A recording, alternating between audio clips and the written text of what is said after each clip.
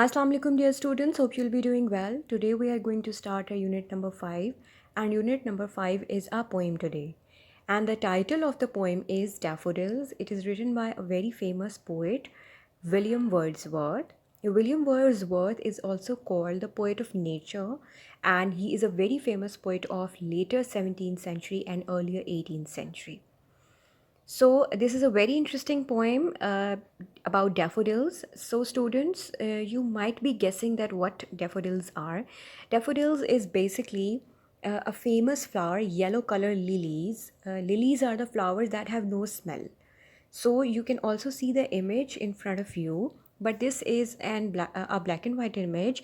For better detail, you can also Google for a clear picture of daffodils. They are somehow golden flowers and they look very beautiful when they are in a great number. So let's get started with the paraphrasing and little explanation. So this is the first stanza.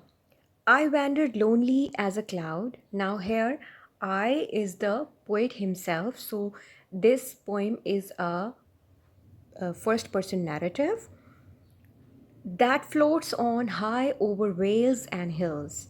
Floats जो कि तैरती हैं, high बहुत ऊंचा, over. Now this is a contraction. Vales mean वादियाँ, hills mean छोटे पहाड़. When all at once I saw a crowd, जब अचानक से मैंने एक हुजूम देखा, a host of golden daffodils, host mean group, golden daffodils का एक ग्रुप देखा, beside the lake, लेक की एक साइड पे यानी नदी की एक साइड पे, beneath the trees, दरख्तों के नीचे, fluttering and dancing in the breeze, हवा के अंदर फड़फड़ाती हुई और डांस करती हुई. Now you can see that for poet they are not just daffodils, they are some beings that are fluttering and dancing and they are golden and they are in the form of a crowd. So this is the technique of personification that has been used by the poet. So let's move to the reference, context and then paraphrasing. So reference is this stanza has been taken from the poem Daffodils written by William Wordsworth. So reference would be the same for every stanza and because it is the same name of the poem and it is the same name of the poet. Context would be different according to the stanza of the poem. The poet is known as the poet of nature. The beautiful scenes of nature have a great attraction for him. कि खूबसूरत scene हैं जो nature के वो poet को बहुत ज़्यादा attract करते हैं. The poet describes a pleasant experience in his life और बेसिकली कॉन्टेक्स्ट क्या होता है, बिग बैकग्राउंड इन्फॉर्मेशन होती है. So in this background information we are being told that poet has gone somewhere where he had a pleasant experience of his life of watching daffodils. He is enjoying a walk in the countryside, in the side of a country where there is a huge number of daffodils, and he sees the sight of beautiful daffodils growing beside the lake. Now, according to this stanza, the context is that poet is going to visit or he is visiting a place where there is a huge number of daffodils.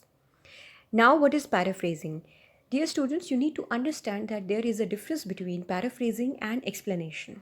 Paraphrasing is just the rephrasing of the stanza in the simple words, whereas explanation is the detailed explanation of each and every line of the stanza. So we're just going to paraphrase it, so we'll be just using synonyms or easy words instead of difficult words. In this stanza, the poet describes the pleasant sight of beautiful daffodils. Once he was walking alone in the countryside. When he reached near the bank of a lake, bank यानी किनारा, किस झील के किनारे पे जब वो पहुंचा, he saw a large number of daffodils. Now host of daffodils को यहाँ पे लिखा गया है, number of golden daffodils growing along the bank under the trees. The flowers were moving and dancing in the breeze. Now fluttering की जगह एक और easy word यहाँ पे use कर दिया गया है, that is moving and dancing in the breeze. You can also say in the cold wind or in the very pleasant wind, you can also say. Now move to the second stanza. Continuous as the stars that shine as the stars, सितारों की तरह ना ख़त्म होने वाली, उन सितारों की तरह जो शाइन करते हैं, जो चमकते हैं. Now continues as star. This is a simile that is being used. And twinkle on the Milky Way. Now, Milky Way is basically a scientific term that shows that there are a lot of stars, and the way where the star exists is called the Milky Way. And as the stars shine on the Milky Way, similarly, they are also continuous and shining like stars. They stretched in never ending line. वो एक ना ख़त्म होने वाली कतार में फैली हुई हैं. Along the margin of a bay. Bay means lake.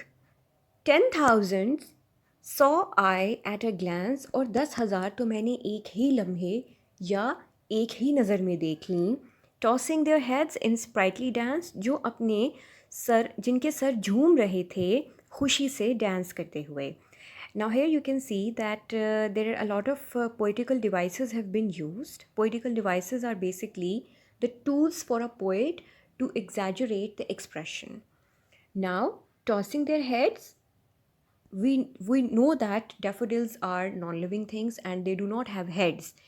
And this quality is taken from human beings, so this is also the quality of personification that is associated with the daffodils. Sprightly dance, खुशी से dance कर रही है. So again, reference would be the same, and here context is somehow same as well. The poet describes the pleasant experience of his life. Once he was walking along the bank of a lake, he saw a large number of daffodils. They were shining like stars. One extra line is being added according to the stanza, that they were shining like stars in Milky Way and they were fluttering and dancing. They were moving and dancing like in the breeze. You can also write this. Now, paraphrasing is, the poet was walking along the bank of a lake. He saw thousands of daffodils on the side of the lake in an endless row.